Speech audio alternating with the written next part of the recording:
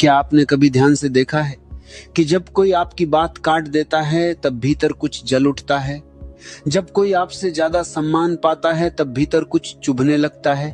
जब कोई आपकी गलती पकड़ लेता है तब आप तुरंत खुद को सही साबित करने में लग जाते हैं। ये सब कौन करता है?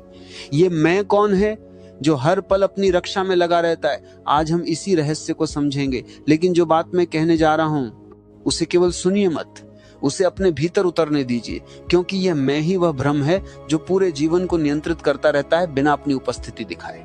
मनुष्य जीवन में सबसे बड़ी भूल यह करता है कि वह अपने अहंकार को अपनी पहचान समझ लेता है।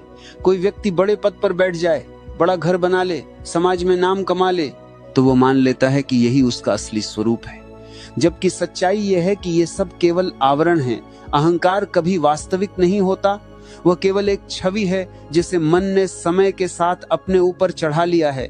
और जिस दिन ये अंतर समझ में आ जाता है उसी दिन भीतर एक नई स्पष्टता जन्म लेने लगती है। कल्पना कीजिए, एक व्यक्ति दर्पण के सामने खड़ा है और अपने प्रतिबिंब से प्रेम करने लगता है। वह भूल जाता है कि वह प्रतिबिंब है, वास्तविकता नहीं। ठीक यही स्थिति अहंकार की है। मनुष्य अपनी छवि से इतना जुड़ जाता है कि वह भूल ही जाता है कि यह छवि केवल एक निर्माण है, उसका असली अस्तित्व नहीं। जब कोई इस छवि पर आघात करता है तब पीड़ा होती है, लेकिन वह पीड़ा वास्तव में व्यक्ति की नहीं होती, वह पीड़ा उस छवि की होती है जिसे उसने सच मान लिया है। अब गहराई से देखिए, अहंकार को सबसे ज्यादा भोजन तुलना से मिलता है। जब आप किसी से अपनी तुलना करते हैं, चाहे वह तुलना श्रेष्ठता की हो या हीनता की, दोनों ही स्थितियों में अहंकार मजबूत होता जाता है।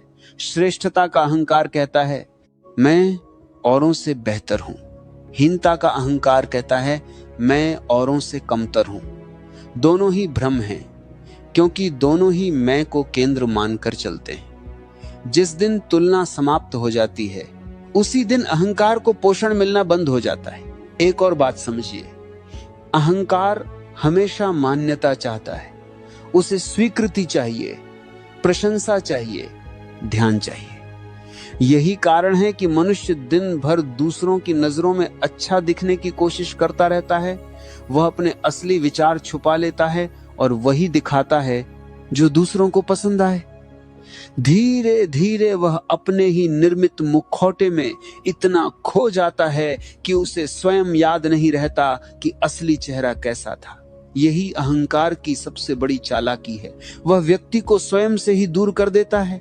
ध्यान से देखिए, जब आप क्रोधित होते हैं तब वह क्रोध किस पर आधारित होता है? अधिकतर बार वह क्रोध इस बात पर आधारित होता है कि किसी ने आपकी छवि को चोट पहुंचाई, किसी ने आपका अपमान किया, किसी ने आपको नजरअंदाज किया, किसी ने आपकी बात नहीं मानी। यह सब अहंकार के घाव हैं। सच्चाई यह है कि जिस व्यक्ति के भीतर अहंकार जितना कम होता है उसे चोट लगने की संभावना भी उतनी ही कम होती है, क्योंकि चोट लगने के लिए पहले एक छवि का होना जरूरी है। अब एक और भ्रम समझिए, लोग सोचते हैं कि विनम्र दिखना विनम्रता है, जबकि यह भी अहंकार का ही एक सूक्ष्म रूप हो सकता है। कई बार व्यक्ति विनम्रता का प्रदर्शन इसलिए करता है ताकि लोग उसे विनम्र समझें। यह विनम्रता नहीं, ये विनम्रता का अभिनय है। सच्ची विनम्रता वहां होती है जहां दिखाने की कोई इच्छा ही नहीं बचती, जहां व्यक्ति को ये परवाह ही नहीं रहती कि उसे कैसा देखा जा रहा है। अहंकार को समझने का एक और तरीका है अपने भीतर के मैंने किया के भाव को देखना।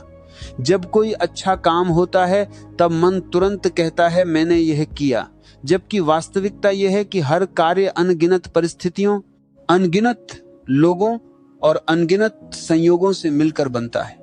मैंने किया कहना केवल एक मानसिक आदत है जिसे अहंकार पोषण के लिए इस्तेमाल करता है।